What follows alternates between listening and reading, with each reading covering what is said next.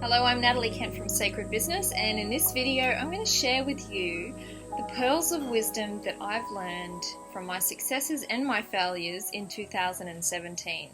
So here we go. Pearl number 1 is to honor the death cycle.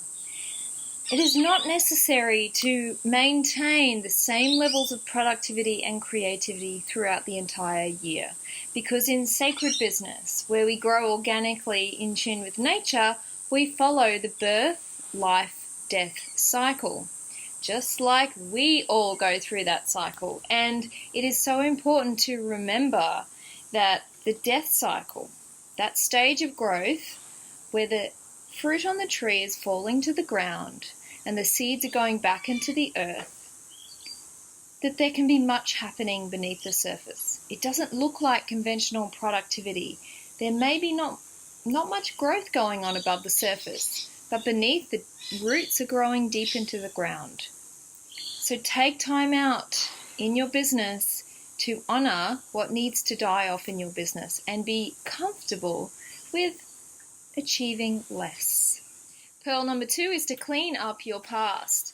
Now, what I mean by this is that we all have baggage that weighs us down. Physical baggage, weight that we carry on our bodies for one, but also physical possessions that we no longer need, that are sitting, weighing us down, and actually restricting us from moving forward, from growing, from creating new things.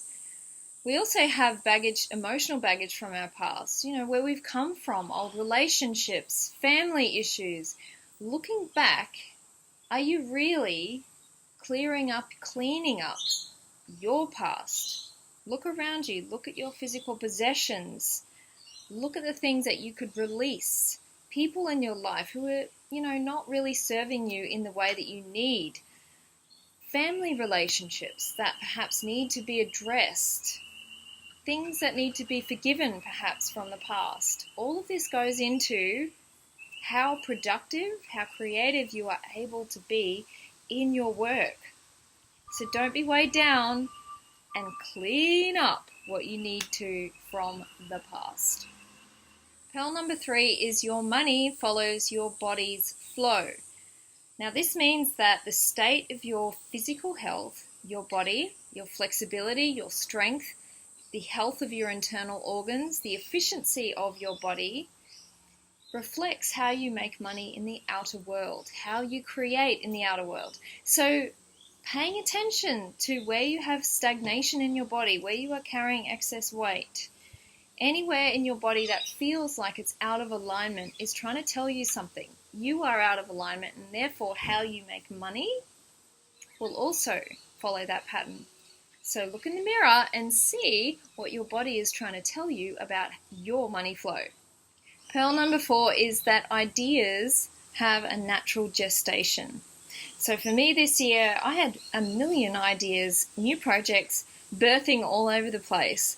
And what I learned was that some of those ideas really needed a gestation period. They needed to remain dormant.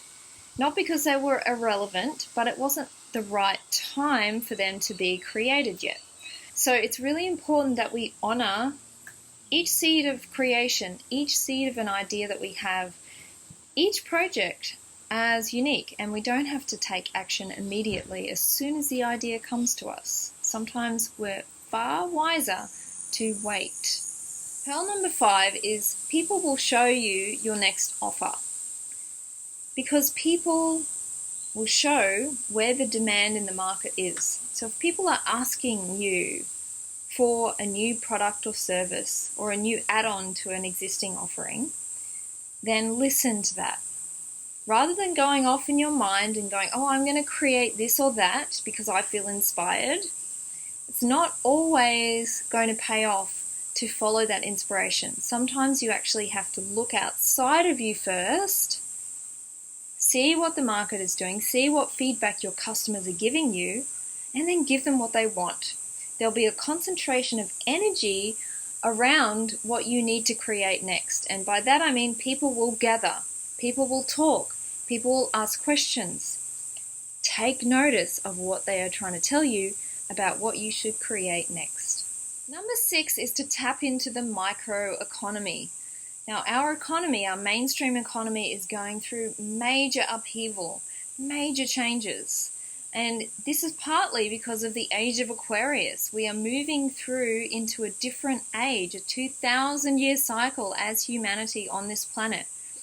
So what is happening around our finances, our financial systems, is that they are breaking down into a more granular state. And you'll notice this. People's purchases are far less these days, especially amongst millennials, the younger generation. They're all about micro payments, micro budgeting.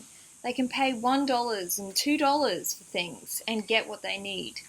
So the explosion of platforms like, crowdfunding, Patreon, etc., they're all pointing to the opportunity that we have to charge less. Now, we can make the most of high numbers, high volume of sales through the internet. That's the advantage, the opportunity that we now have. So think about how you can integrate micro offerings, micro payments into your revenue model. Pearl number 7 is to receive guidance from the earth. Now, this is all about co-creation and something that I've been doing in my business for a while now. But more and more, I become aware that I'm not the only one creating this business.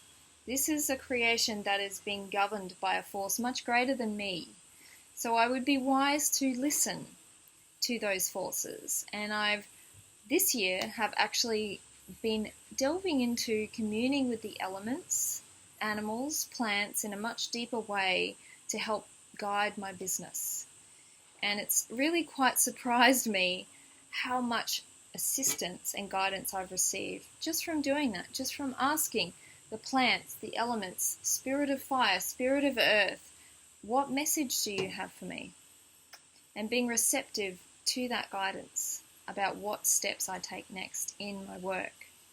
So give it a go. See what signs in nature are available to you and how it might help you on your path.